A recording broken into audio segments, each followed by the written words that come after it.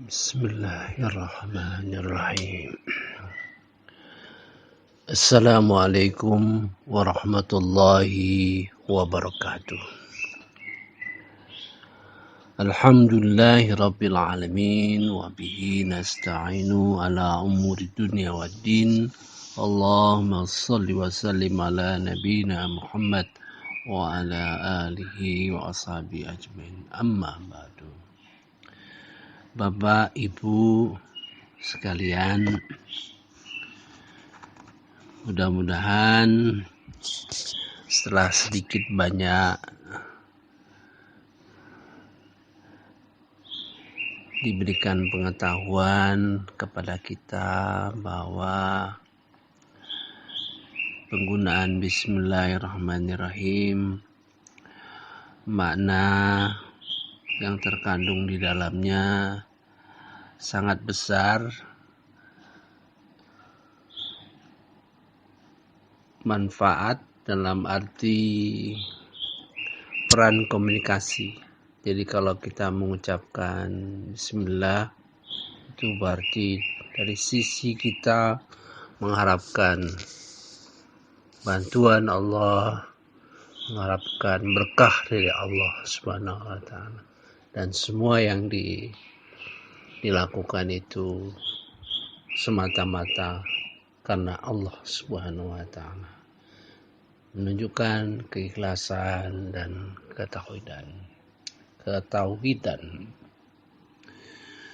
Sebenarnya masih banyak hal-hal yang perlu dijelaskan di dalam Bismillah, apalagi Bismillahirrahmanirrahim. Tapi untuk sementara kita cukupkan sampai di situ. Kita terus jalan, nanti kita akan ulang, kita putar lagi, kita tambah lagi, sehingga ilmu mengenai isi Al-Fatihah itu menggumpal di dalam dada kita.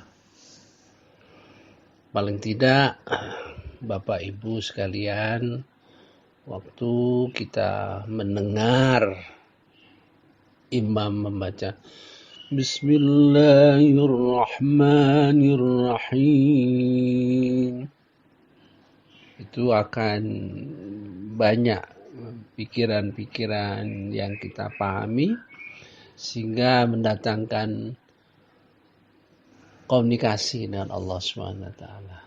Begitu juga kalau kita baca sendiri Bismillahirrahmanirrahim, bisa doa, bisa sebagainya dari perlindungan Allah Subhanahu wa Ta'ala terhadap kita, terhadap ibadah kita. Itu dengan Bismillah terlepas dari segala godaan yang menyebabkan nilai ibadah kita itu rontok, ya, karena bisa diganggu oleh iblis karena sifat riya dan sebagainya.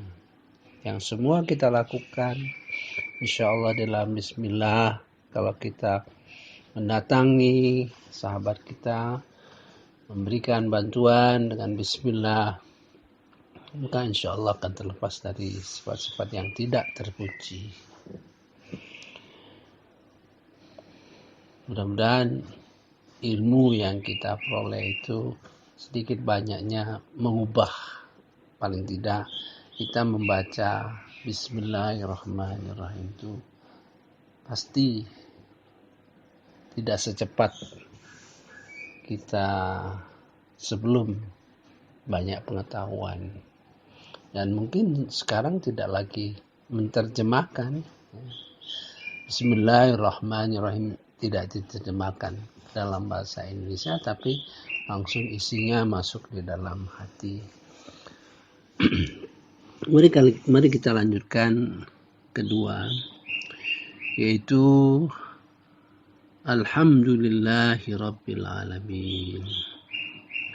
Alhamdulillah, itu segala puji bagi Allah. Jadi segala tidak ada puji-puja selain kepada Allah Subhanahu wa Ta'ala. Ada dua di sini pujian itu, pertama pujian itu saya istilahkan itu emosional, ya. Jadi perasaan memuji Tuhan itu dari perasaan kita, gitu. Kita bersyukur, kita berterima kasih kepada Allah karena anugerah yang diberikan oleh Allah Subhanahu wa taala, berbagai macam anugerah, ya. Limpahan nikmat Allah yang mengundang rasa syukur dan pujian. Itu dari sisi itu. Jadi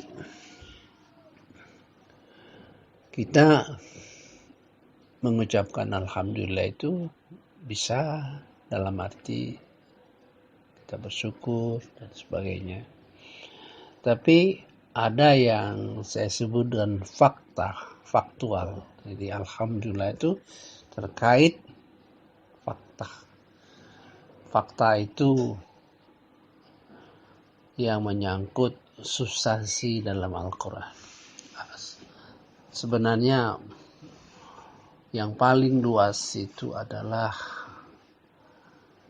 alhamdulillah. Substansi dalam Al-Quran itu yang luas sekali, yaitu alhamdulillah.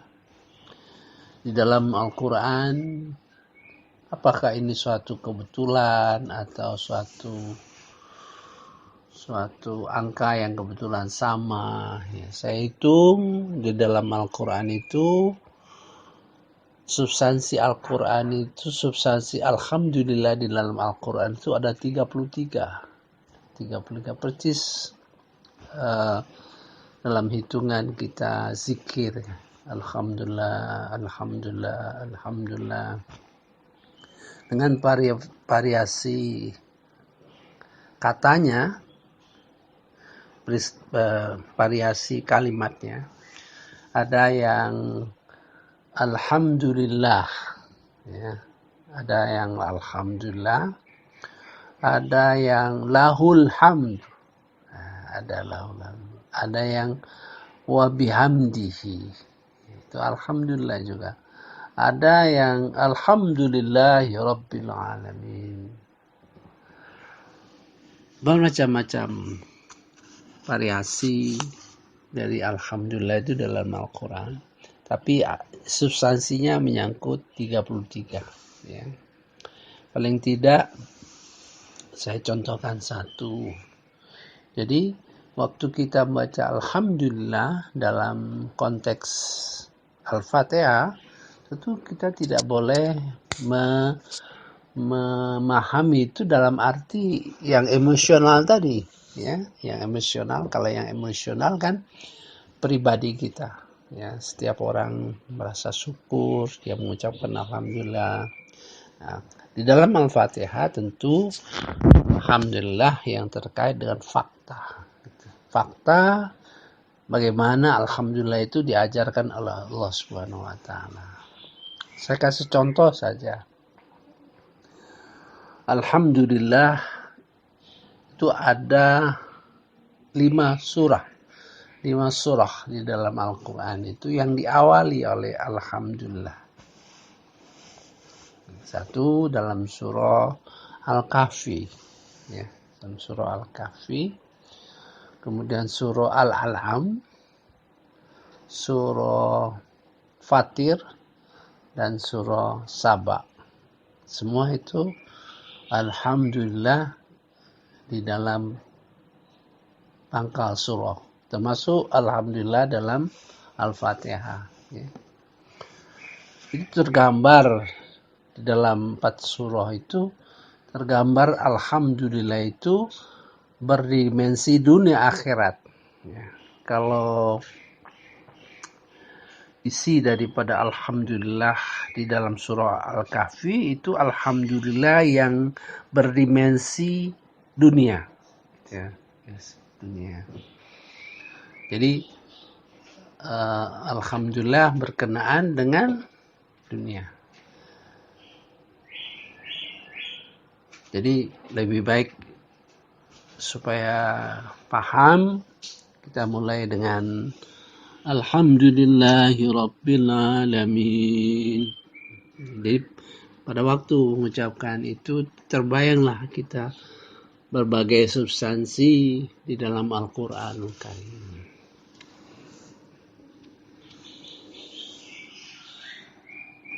Yaitu yang saya contohkan adalah Alhamdulillah di dalam surah Al-Kahfi. Berbunyi sebagai berikut. A'udzubillahi minasyaitonirrajim. Bismillahirrahmanirrahim. Alhamdulillahilladzi anzala ala 'abdihil kitab wa lam yaj'al lahu 'iwaja قيما لينذر بأسا شديدا من لدنه ويبشر المؤمنين الذين يعملون الصالحات أن لهم أجرا حسنا. Jadi Allah mengajarkan kepada kita Alhamdulillah. Ya, katakan Alhamdulillah kepada Allah yang dia menurunkan anzala ala abdihil kitab, yang menurunkan kepada hambanya yaitu Nabi Muhammad SAW, yang diturunkan Alkitab, dan isi Alkitab itu tidak menyimpang, ya. Tidak menyimpang dari kebenaran. Walam yaj'al lahu 'iwaja. Nah, itu kita ucapkan Alhamdulillah. Allah mengajarkan Alhamdulillah dalam arti kepada Allah atas turunnya Al-Quran kepada Nabi Muhammad SAW, di mana isi Quran yang disampaikan oleh Rasulullah SAW itu isinya lurus, isinya tidak bengkok. Di situ wajah itu nyimpang, nyimpang. Tapi karena ada walam yang tidak menyimpang, jadi wajah itu, dan dimantapkan qayyima yang lurus, yang berisi peringatan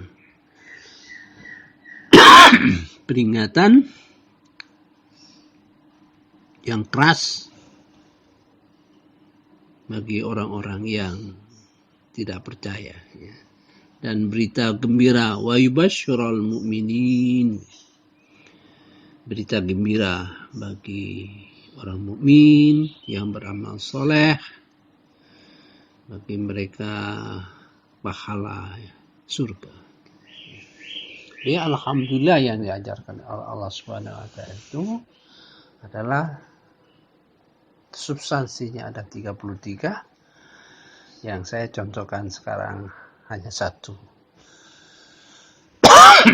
Bayangkan 33, tapi insya Allah semakin lama kita mendalami, maka 33 itu akan muncul di dalam benak kita pada waktu kita membaca Alhamdulillah. Apalagi kalau sholat sembahyang sendirian, ya. Mudah-mudahan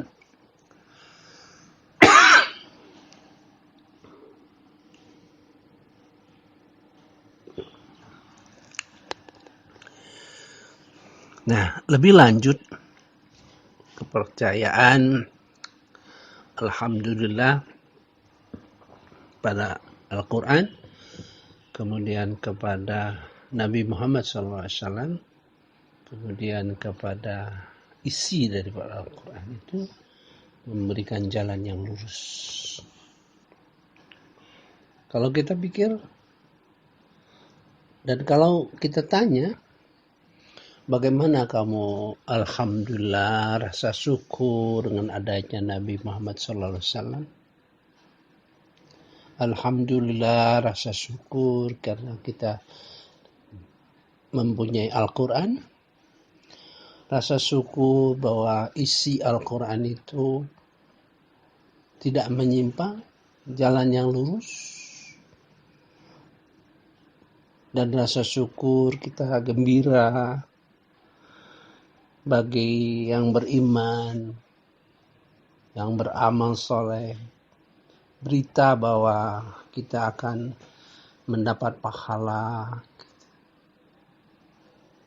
Kalau kita tanya seperti itu pada setiap orang, tentu tergantung sejauh mana dia paham Quran, sejauh mana isi Al-Quran itu diletakkan di dadanya. Ya, tentu alhamdulillah itu satu saja contoh alhamdulillah. Jadi kalau kita mendengar atau kita membaca, maka otomatis pikiran kita itu terkonsentrasi pada isi daripada bacaan itu. Di mana isi bacaan itu mudah-mudahan menjadi atau bersifat komunikatif ya kepada Allah Subhanahu wa taala. Misal saya baca Bismillahirrahmanirrahim. Alhamdulillahi rabbil alamin. Itu rasa isi dari makna Al-Quran itu sedikit demi sedikit masuk di dalam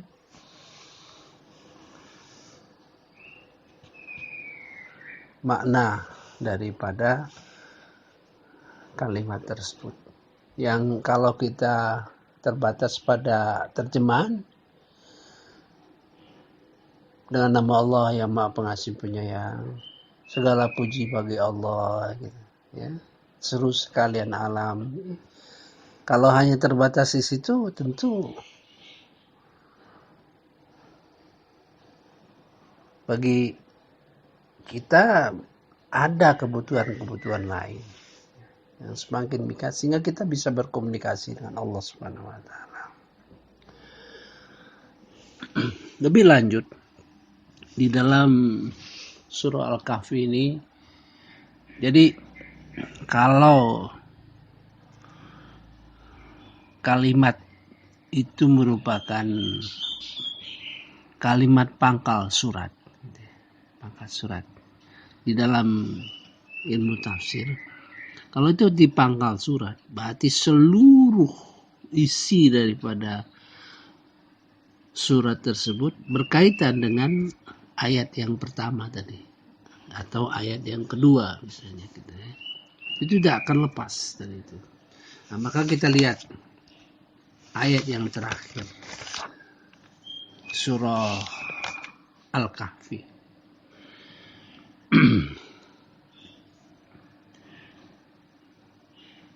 Tentu biasanya ayat yang terakhir dengan ayat yang awal itu terkait. Dia bicara mengenai Nabi Muhammad SAW. Maka ayat terakhir juga bicara mengenai Nabi Muhammad SAW. Kemudian misinya, misi Nabi Muhammad SAW. Dan siapa yang ingin berjumpa dengan Tuhannya.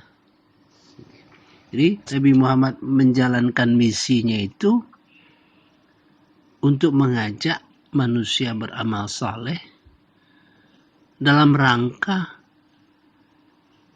memberi jalan, memberitahukan jalan perjumpaan dengan Tuhannya. Kemudian di dalam perjumpaan itu punya syarat. Nah inilah di dalam surah Al-Kahfi ayat 110 ya, 110. A'udzubillahi minasyaitonir rajim. Bismillahirrahmanirrahim. Qul innama ana basyarum mithlukum yuha ilayya annama ilahukum ilahu wahid. Faman kana yarju liqa'a rabbih falyamal amalan salihan ولا يشرك بعبادة ربه أحدا. Katakanlah Muhammad, sesungguhnya aku ini hanya seorang manusia biasa seperti kamu. Kalau Rasulullah disuruh perintah untuk mengatakan bahwa innama ana basyarum mislukum, sesungguhnya aku hanya manusia biasa seperti kamu.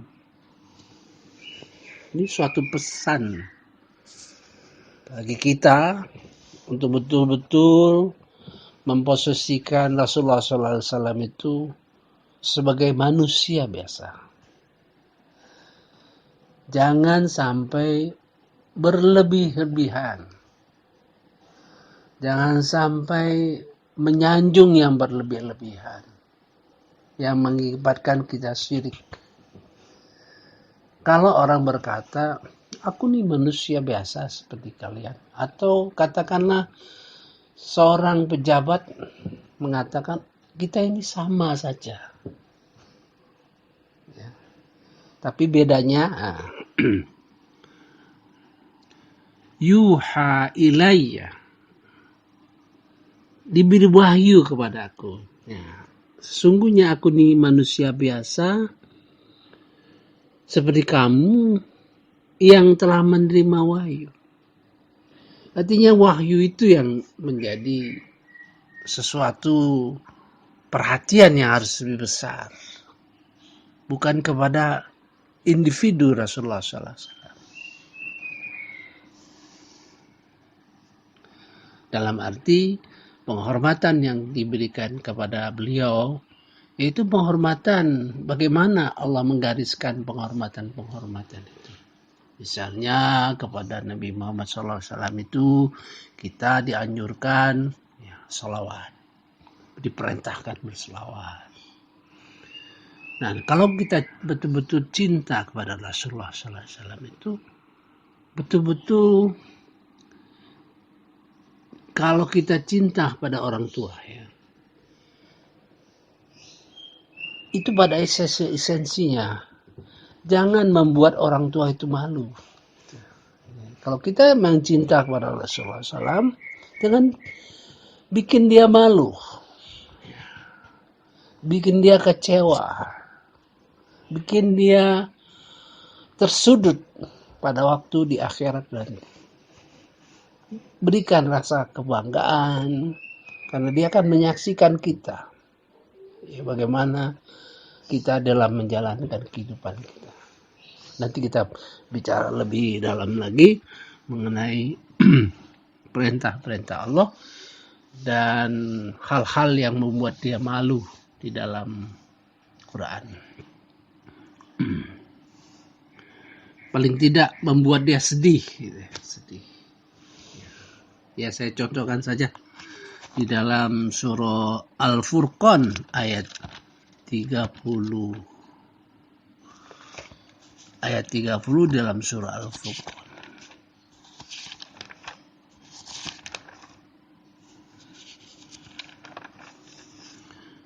A'udzubillahi minasyaitonirrajim. Bismillahirrahmanirrahim.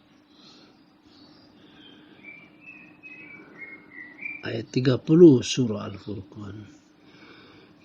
Wa qala ar-rasul, dan dia berkata, Nabi Muhammad SAW, Ya Rabbi, Ya Rabbi, inna qawmi ittakhadhu hadzal Qur'ana mahjura. Ya Tuhanku. Jadi iya ini dalam Quran itu cuma dua. Ya Rabbi itu cuma dua. Ya Rabbi cuma dua. Itu seperti dia sedih gitu. Ya Rabbi, malu, ya, rasa sedih dan malu gitu lah. Hanya dua di dalam Al-Quran. Ya Rabbi, inna qaumit takhadhu, sungguhnya kaumku mereka menjadikan hadzal Qur'ana mahjura. Quran ini diabaikan. Quran ini diabaikan. Kalau kita memaknai diabaikan, itu bertahap-tahap ya. Karena itu suatu proses panjang. Sebagaimana saya sudah sampaikan pada kesempatan yang lalu, bahwa berkenaan dengan Al-Quranul Karim, kita punya target. Targetnya itu insya Allah kita dimasuk hamba Allah yang diwariskan Al-Quran kepada kita. Diwariskan itu artinya kita paham Quran, kita kerjakan, dan sebagainya. Itu di dalam surah Fatir ayat 32. Jadi kalau mau lihat, oh itu target kita, supaya kita diwarisi Al-Quran. Ya. Nah, di dalam perjalanannya, itu mahjurah. Artinya bertahap. Kita punya Quran, ada Quran di rumah tidak dibaca. Itu satu, ya. Artinya namanya mengabaikan itu punya Al-Quran, tidak dibaca. Sudah dibaca, tidak mau memahami isi Al-Quran, tidak mau mentadaburi Al-Quran. Jadi nomor 2 itu. Tidak mau baca, sudah juga baca tapi tidak dipahami. Hanya sekadar khatam Quran. Kalau sudah hatam itu rasa gembira gitu. Padahal tidak ada artinya, dalam arti tujuan Al-Quran itu memberi petunjuk pada kita. Gitu. Tapi sebagai sarana untuk mendekat kepada Al-Quran, ya baca, hatam dan sebagainya. Tapi itu bukan jadi sasar akhir. Sudah paham, tidak dilaksanakan. Kita banyak sekali ya, tidak dilaksanakan dalam arti yang sederhana saja. Pikiran, pendapat kita bertentangan dengan Al-Quran. Misalnya, yang paling umum, orang nggak sadar bahwa dia sudah menentang Al-Quran. Dia bilang begini, saya anak 2 punya, laki-laki dan perempuan. Jadi ya kita bagi saja, warisnya itu sama rata, sehingga kita adil. Itu tanpa sadar kita menentang Al-Quran. Jadi artinya Al-Quran itu isinya tidak dihayati. Yang ketiga itu ya. Keempat, kita paham Quran, kita laksanakan, tapi tidak mengajak dalam rangka watawasau bil haq watawasau bis sabr. Tidak mengajak temannya, dia sendiri pengen masuk surga. Sebetulnya surga itu nggak ada yang sendirian, rombong-rombongan. Nah, demikianlah pengertian daripada mahjurah. Itu membuat Rasulullah SAW sedih. Gitu. Dia, ya Rabbi, dalam tafsir ya Rabbi itu dia pada posisi yang jauh. Ya Rabbi, ya Tuhan. Malu dia tidak mengatakan ya Tuhanku, ya Rabb. Begitu saja, ya Rabb. Seharusnya biasanya ya Rabbi, ya Tuhanku, ya Rabb. Ada dua di dalam Quran. Hanya dua pada posisi yang sangat sedih. Nah, kalau kita tidak mau membuat dia sedih, tidak mau membuat dia malu nantinya, dan kita betul-betul mencintai Rasulullah SAW, maka kita galakkan dalam belajar Al-Quran, dalam memberi pelajaran kepada Al-Quran, supaya nanti kita bisa lapor kepada Rasulullah SAW bahwa kita tidak termasuk seperti ini yang dilaporkan oleh Rasulullah SAW. Itu satu tempat. Nanti pada kesempatan lain pada tempat-tempat yang dia merasa sedih.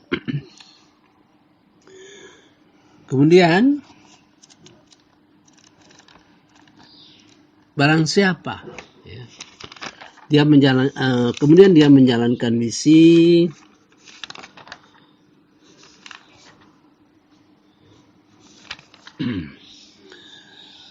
annama ilahukum ilahu wahid. Ya, misi Rasulullah SAW dan misi seluruh rasul-rasul itu, Tuhan kalian adalah Tuhan yang esa dalam misi ketauhidan. Faman kana yarju liqa'a rabbih, barang siapa ingin berjumpa dengan Tuhanmu, tidak ada syarat lain, falyamal amalan shalih, maka dia harus beramal dengan amalan salih. Kalau ya, falyamal amalan salih, jadi amal yang sempurna, amal yang berkualitas tinggi, amal yang berkualitas tinggi. Itu kalau istilahnya itu beramal secara ilmiah gitu. Dan amal ilmiah itu amal ya, ilmiah dan ilmu amalia. Jadi amal yang didasarkan ilmu pengetahuan ya, berdasarkan ilmu pengetahuan, dan amal yang didasari ilmu pengetahuan dan ilmu yang diamalkan. Falyamal amal salih. Kemudian wala yusyrik bi ibadati, dan tidak mensekutukan dalam ibadahnya, ya, dalam ibadahnya Tuhannya selain Allah. Jadi dalam ibadah itu semata-mata karena Allah Subhanahu wa taala ya. Ya, saya kira itu substansi yang saya beri contoh. Jadi waktu kita mengucapkan Alhamdulillahirabbil alamin, kita bayanglah ya rasa syukur dan terima kasih kepada Nabi Muhammad SAW, kepada Al-Quran yang isinya membimbing kita, yang tujuan akhirnya itu tidak pada posisi syirik ya, beramal yang baik dan tidak mensekutukan Tuhan Allah Subhanahu wa taala, dan menempatkan Nabi Muhammad SAW sebagai orang yang kita ikuti ya. Saya kira cukup ya, itu satu gambaran. Coba bayangkan 33 substansi besar sekali ya. Kita harus betul-betul konsentrasi ya. Konsentrasi tentu adanya ilmu sebetulnya ya. Dengan kita tahu dan ingin kita mendapat kualitas yang baik ya. Rasulullah pernah ditanya, kepada Rasulullah ditanyakan oleh sahabat, bagaimana sholat yang afdol ya, sholat yang afdol, yang baik gitu. Dia bilang sholat yang lama dengan membaca Quran ya. Saya tidak pernah ketemu teksnya. Kalau saya bisa melihat teksnya tentu berbeda dengan terjemahannya. Saya baca terjemahannya. Jadi sholat yang lama dengan baca Quran. Mungkin dalam arti memahami dan memasukkan Al-Quran di dalam sholat kita. Mudah-mudahan ya, kita lanjutkan nanti ketika Maliki yaumiddin, iyyaka na'budu wa iyyaka nasta'in, ihdinas siratal mustaqim, siratal ladzina an'amta alaihim. Sesudah selesai kita ulang lagi ya, sebagai usaha mengayak lagi, tambah lagi. Insyaallah nanti kita cukup waktu dan sehat sambil mengisi hati kita supaya tidak gundah gulana oleh virus corona. Sekian, wassalamualaikum warahmatullahi wabarakatuh.